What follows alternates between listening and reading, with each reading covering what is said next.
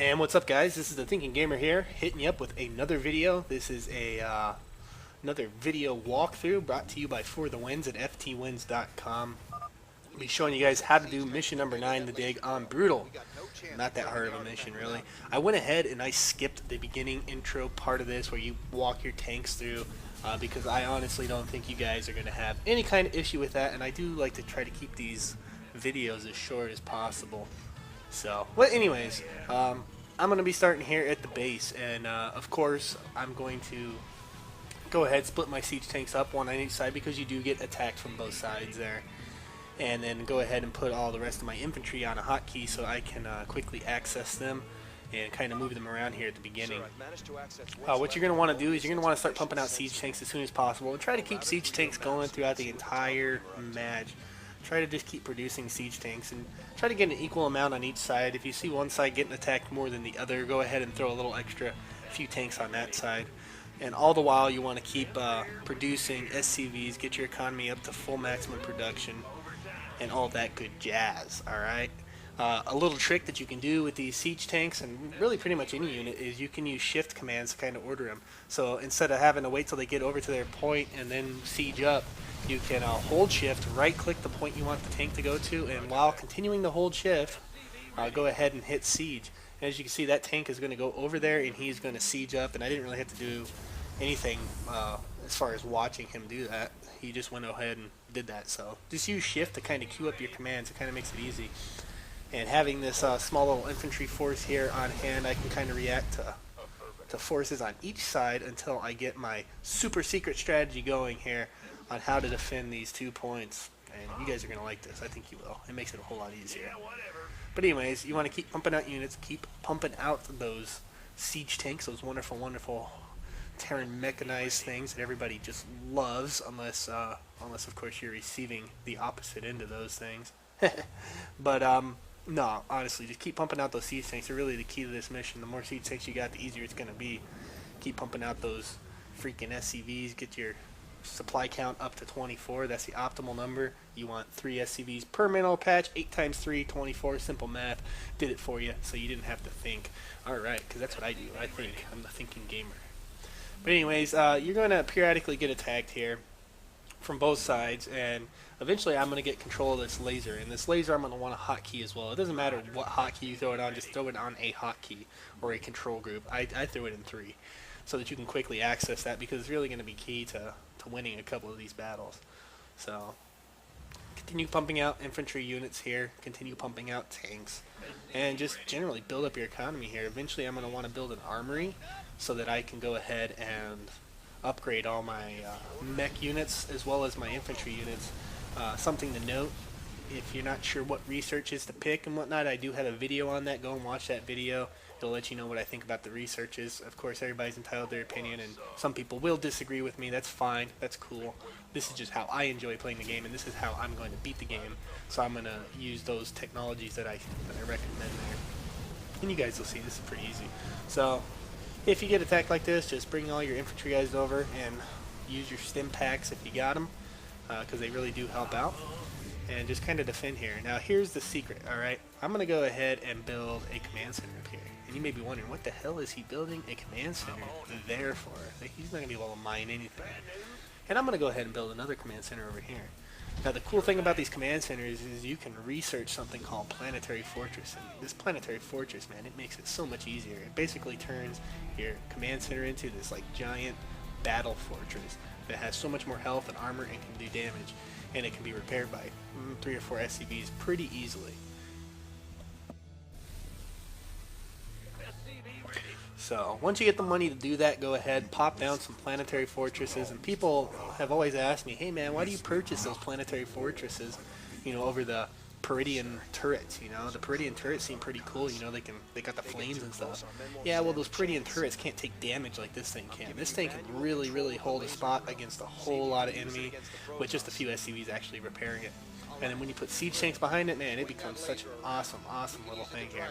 Now, as you know, I did put my Draken laser drill on control group 3, and I'm just going to randomly tell it, not randomly, but specifically tell it to attack specific units. What you're going to want to target with these things is mainly the Immortals. The Immortals are kind of immune to your tank's fire until they lose their shields.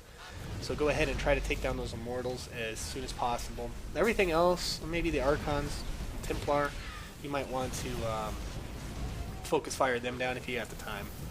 But really the Immortals are what you're going to want to attack. And I know the mission says, hey, Archons, great. If you want to shoot down some Archons, go for it.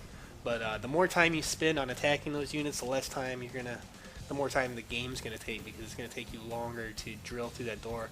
And these units are going to get progressively harder and more numerous, the ones that are attacking your base, that is. So, as you can see, I am still pumping out all kinds of stuff over here. Just trying to keep my economy going, keep my supply count up high, keep units pumping out, and keep producing SCVs till I hit that point there. So I'm getting attacked over here, and I come close here to losing this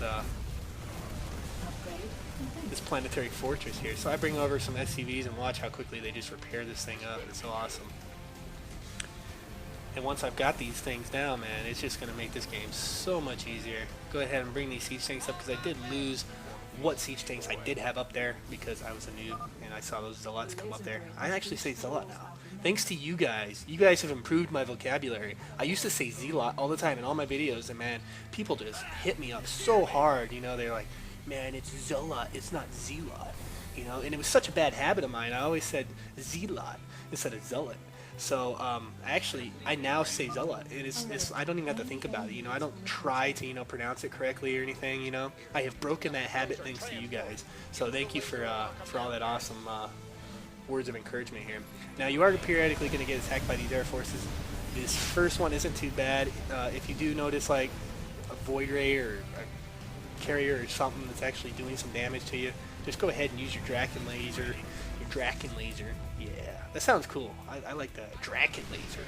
My Draken laser. Yeah, I need one of those. But go ahead and use that to take down any kind of menacing little air units. I think I use it on here, maybe. I don't know. Bring over my infantry guys to take him out.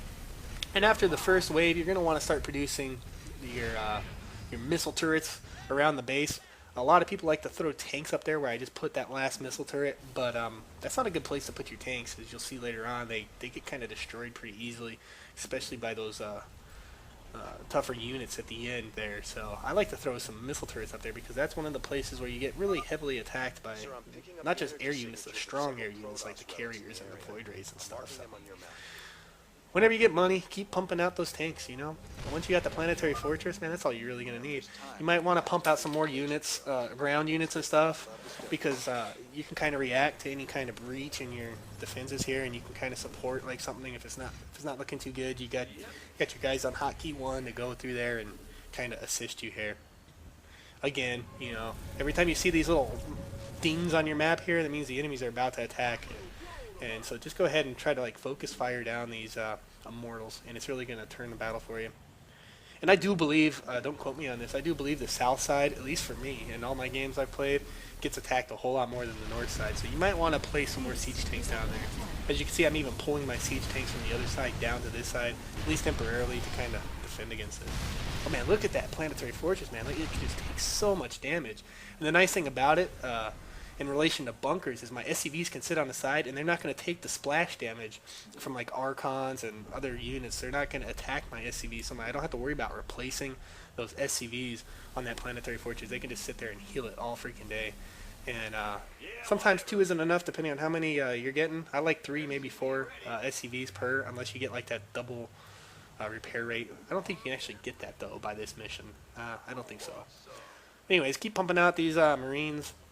I think eventually I'm going to pop down another barracks so I can start pumping out some more medics, because medics are pretty cool, especially when you get a lot of Marines. Yeah, see, there you go. And go ahead and bring my tank on up here and position him in the right position. And I did move my tanks down to this side, so I'll take a couple of those guys and bring them up here to the north.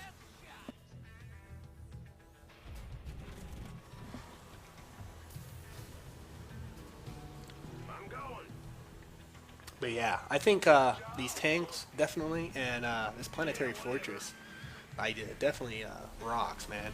It makes this mission so much easier than trying to use bunkers. The bunkers are just horrible. So I'm going to go ahead and, sheesh, since I got this on the lockdown, man, these all these tanks and everything, I'm not gonna have a problem expanding. So let's go ahead and expand down here so I can kind of get some more income and produce more tanks quickly. As you can see, I am already upgrading those tanks, and I do upgrade my weapons first, since I picked that research where when you upgrade your weapons it increases the speed attack that you attack at by like 5%.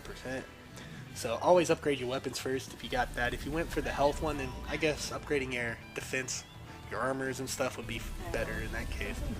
But I'm not sure. I'm not sure if that upgrade works for tanks. Does it increase the speed of tanks if you upgrade the tank's attack by 5%? That'd be awesome. I think it might. I don't know. If you guys know, let me know. Post a comment down there, and I'll thumbs it up so everybody else can see and get a good answer to that question, because I'm not terribly sure, and I don't like saying things unless I'm sure. But always use shift, man. I use shift so much when I'm ordering my units to do things, because you can queue up multiple things and it saves so much time rather than pushing a tank to the side and then waiting for him to get there and then hitting the siege button. That wastes, like, I don't know, like 5 seconds while you wait for that tank to go all the way across the screen and siege up. And that's such a waste of time. That 5 seconds you could be using to like do something else in your base. But if you hit shift, right click, and then siege, and then let go of shift, he's just going to do that, and you don't have to watch him do that. And it saves you so much time. Do that when you're building stuff. If you want to build 2 supply depots, tell your SCV, hey, build supply depot, hold shift, and then click as many as you want to build, and he'll build them in that order. You don't have to sit there and build one individually. And then before you tell him to finish, tell him right click back to the mineral, so when he